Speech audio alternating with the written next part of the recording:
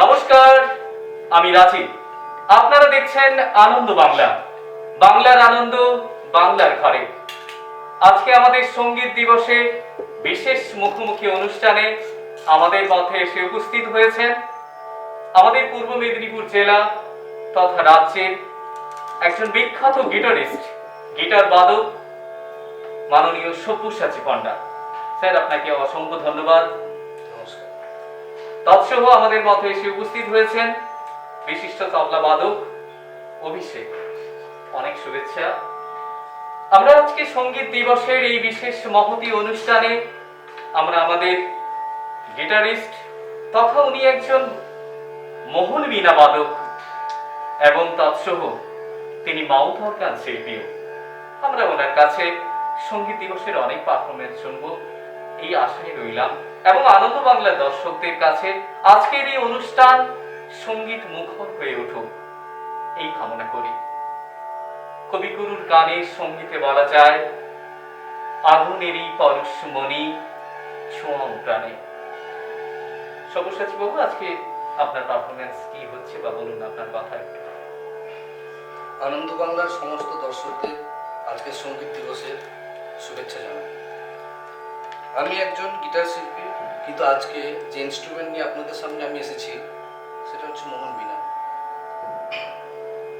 এটা 2 থেকে 3টে ইনস্ট্রুমেন্টের একসঙ্গে অ্যামালগামেশন বা মিক্সচার যাকে বলে। এর মধ্যে সেতার, গিটার এবং সরোদ, এই 3টে ইনস্ট্রুমেন্টেরই বৈশিষ্ট্য আছে। আর এই মোহন বীণার আবিষ্কর্তা বা ক্রিয়েটর হলেন পণ্ডিত বিশ্বমোহন ভাট। তাহলে আজকে আপনার প্রথম নিবেদন তাহলে শুনি। এটা একটা ক্লাসিক্যাল ইনস্ট্রুমেন্ট, কিন্তু এতে Bollywood song, folk, semi classical সবই এতে পারফর্ম করা যায়। বিভিন্ন রাগ রাগিনী থেকে শুরু করে সমস্ত কিছুই এর মাধ্যম দিয়ে পরিবেশন করতে পারি আমরা। এটা বাজিয়ে আমি আপনাদেরকে শোনাচ্ছি। একটা বলিউড গান, নর্মাল একটা ওল্ড বলিউড সং, সেখান থেকে কি করে আমি ক্লাসিক্যাল এবং সেখান থেকে ক্লাসিক্যাল থেকে আবার ফোকে আমি ট্রান্সফর্ম করছি ব্যাপারটা, সে ব্যাপারটা আপনাদেরকে আমার বাজানোর মাধ্যম দিয়ে আপনাদের সামনে উপস্থাপনা করছি। মানে এটা সঙ্গীত দিবসের একটা দারুণ একটা উপস্থাপনা হতে যাচ্ছে। উপস্থাপনা এটা একরকম ফিউশন। একদম, আর এটাকে ফিউশন বলে। হ্যাঁ, ফিউশন বলে।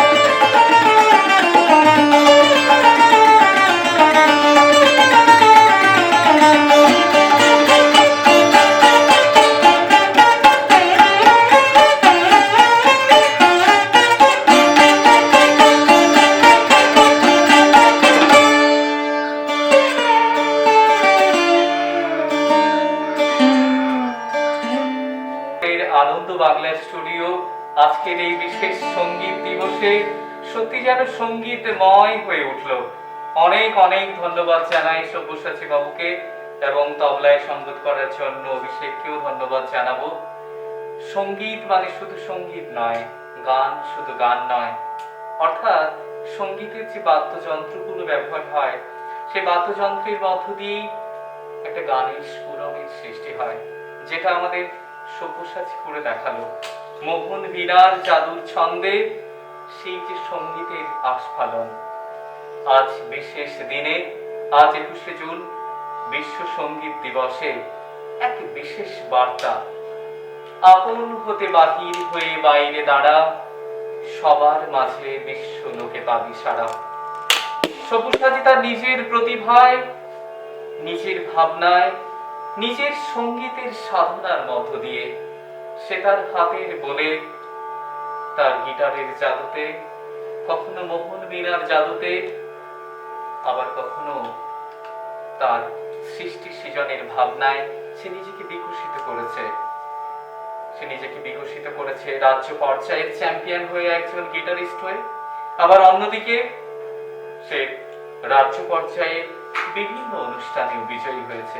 আপনারা জানেন ছাত্র যুব উৎসব প্রতিযোগিতা হয়, তাতে সব্যসাচী রাজ্যে পরপর 3 বছর, তাই সব্যসাচী দ্বিতীয় স্থান অধিকার করে এবং পূর্ব মেদিনীপুরে পরপর 3 বছর প্রথম স্থান অধিকার করে এবং অন্যান্য অনেক প্রতিযোগিতায় গিটারিস্ট রূপে এবং মোহন বীণা বাদক রূপে।